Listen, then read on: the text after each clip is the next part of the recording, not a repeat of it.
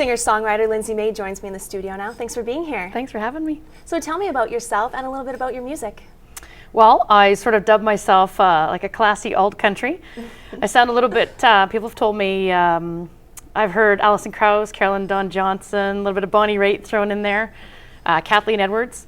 I'm a singer-songwriter at heart. I'm a songwriting nut. That's my thing, and I've been very fortunate that I've been finalist at a bunch of songwriting contests, and it's taken me all over the place. In fact, I'm going to Texas in a couple weeks for my songwriting. So, yeah. And how'd you get started?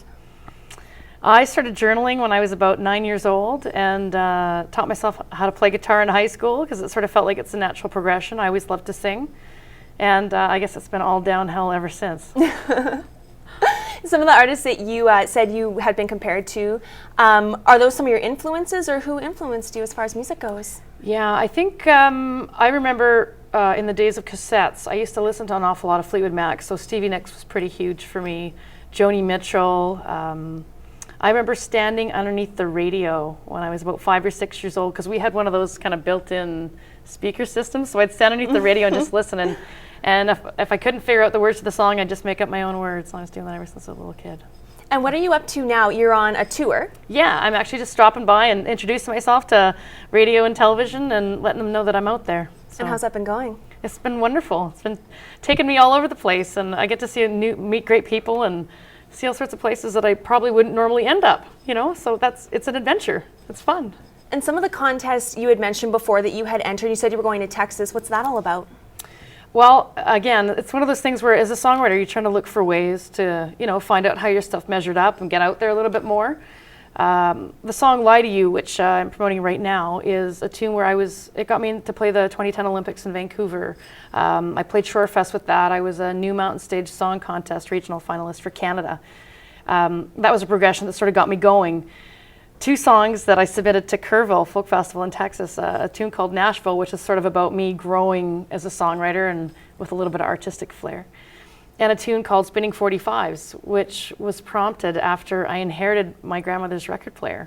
Oh, right on. Which is like a circa 1972 Electra home. It's about 6 feet long, walnut, with a flip-top lid, and I had 78s and a bunch of 45s, and I found myself just listening to records and thinking about how much fun it was to, you know, listen to a record. And it's a lot more work. You've got to, you know, the record finishes, you got to get up and flip it over. Yeah. You know? It's sort of like now with your iPod, it keeps going. So yeah, it's been lots of fun. And I wrote those songs, and I submitted them to Kerrville.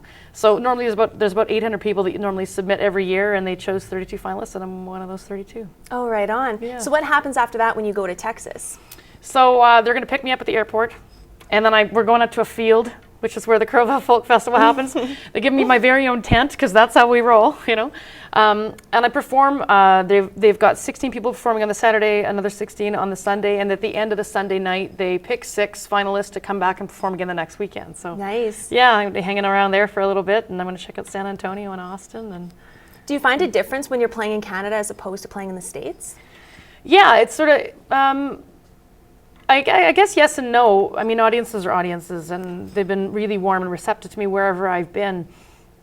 I spent a little bit of time in Nashville too, so that's, I mean, I guess I keep playing bigger and bigger venues, and it takes a lot for me to get nervous now. So when I was in Nashville last time, I had a little bit of what they call Nashville-itis, just because there's that whole idea that you're in, you know, a mecca for songwriting. Yeah, for sure. But I got up and did my thing, and I met some fantastic people, and they were lovely and welcoming and had a great time. So, is there anybody that you work with as far as a mentor goes, or a band or anything? I do work with a band out of Vancouver. A lot of I have sort of the regular guys that I work with pretty regularly. In fact, we're playing Harmony Arts Festival in August in Vancouver again. And as a mentor, I'd have to say it'd have to be some of the songwriting people that I worked with.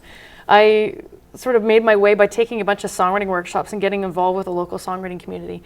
And we built a small network for ourselves where we could go and bounce ideas off of one another and see. We always talk about the train. If you're midway through writing a song and you go play it for a buddy, and you just start playing and you know you're about to sing that line, and that line's coming at you, it's like a freight train. It's just like, it's not working, I gotta go back and fix it. So I would have to say it's probably my network of people that we all work to support one another. that way. Yeah. Well, we're going to let you take a quick break, and when we come back, we're going to hear a couple songs.